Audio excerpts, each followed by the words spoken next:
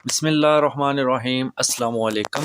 आज की क्लास में हम देखेंगे कि दो नाम हैं जैसे first name and last name, तो उनको हमने टोटल जोड़कर फुल नेम में कैसे लिखना है। तो ये आप देख सकते हैं, फ़र्स्ट नेम मैंने अलग से लिख रखे हैं, लास्ट नेम अलग से। हम दोनों को कंबाइन करके यहाँ पर फुल नेम देना चाहते हैं, जैसे अली हसन जोड़ के लिखना है। तो उसका तरीकाकार ये है, आपने इक्वल लगाना है और उसके बाद आपने जो पहला नाम है फर्स्ट नेम उसको सिलेक्ट करना है। उसके बाद आपने एंड का सिंबल यहाँ पर ऐड करना है।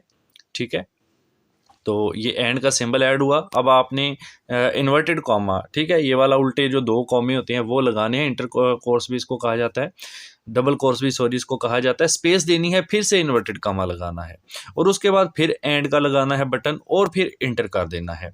सॉरी, अभी आपने इंटर करने से पहले दूसरा नाम यानी लास्ट नेम सेलेक्ट करना है, फिर इंटर करना है। तो जैसे ही मैंने इंटर किया, आप देख सकते हैं कि अली हसन उसने जोड़ कर लिख दिया।